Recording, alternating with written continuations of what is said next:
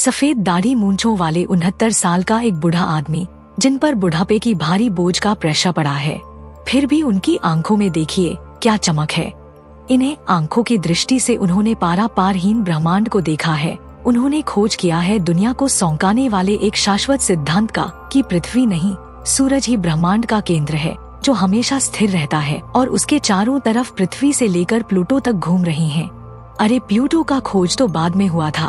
खैर, ब्रह्मांड की इस सच्चाई को प्रतिष्ठित करने वाले उस शख्स का आदर तो पूरी दुनिया करती थी, फिर भी उन्हें भली सभा में हाजिर करके सजा सुनाने की तैयारी किया जा रहा है, क्योंकि इस बूढ़े आदमी ने पृथ्वी की जगह पर सूरज को ब्रह्मांड का केंद्र बताकर बाइबल के शाश्वत सत्य पर सवाल उठाकर गंभीर अपराध जो किया है।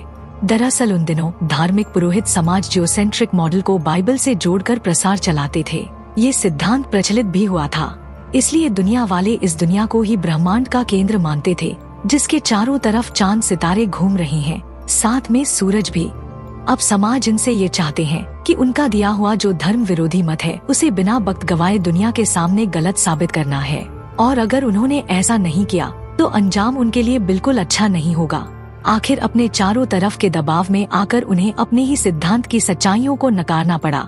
गैलीलियो गलीले ये विज्ञान की दुनिया का वो प्राणी था जिसने तारों के चाल से लेकर धरती की धड़कन तक सब कुछ समझ लिया था, जिसने टेलीस्कोप को तो यूं ही चश्मे की दुकान से उठाया था, लेकिन देखते ही देखते पूरे आसमान में खलबली मचा दिया। जब उन्होंने बोला कि धरती घूमती है, तो लोगों ने ऐसे देखा मानो किसी ने उनके चाय में चीनी कम डाल दी हो।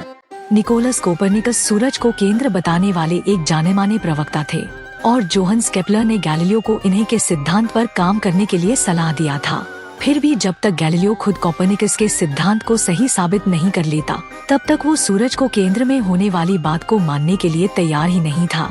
लेकिन जब गैलीलियो को सच्चाई का झटका लगा, उन्होंने देखा कि कोपरनिकस ने जो कहा था वही सच निकला। मानो सूरज ही सबका बॉस हो और बाकी सब, पृथ्वी, चांद, ये ग्रह, सब उसके चक्कर में घूम रहे हैं। वो दुनिया को बताने के लिए बेताब थे तो एक किताब ही लिख डाले, साइड्रिस नंसियस।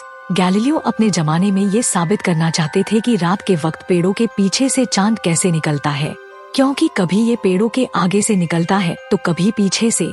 लेकिन क्या हो अगर धरती ही घूम रही है तो, क्योंकि ये पेड़ आगे पीछे जो नहीं चल सकते।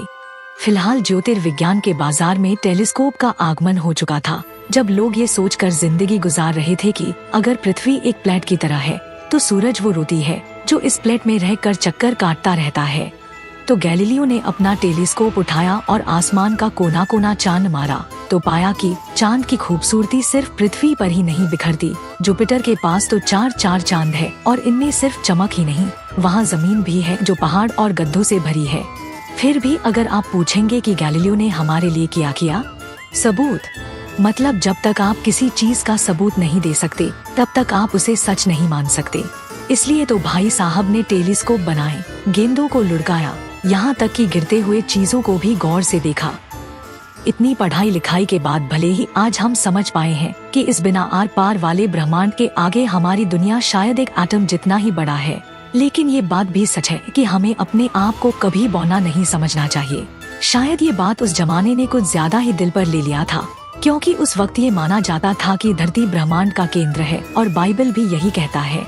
लेकिन गैलीलियो कहता है कि नहीं, बीच में तो सूरज है और हम सब तो बस उसके आसपास से गुजर रहे हैं।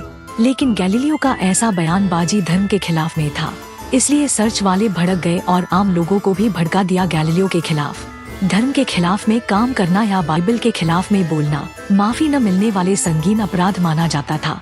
तो धर्म का सहारा लेकर सर्च के पादरियों ने आम लोगों को गैलीलियो के खिलाफ भड़का दिया। धर्म के नाम पर उन पर मुकदमा चलाया जाता है, उनके लिखे हुए किताबों पर भी पाबंदी लगा दिया गया। फिर इतने में भी जब गैलीलियो नहीं रुका तो उन्हें गिरफ्तार किया गया और फैसला उनके खिलाफ सुनाया गया।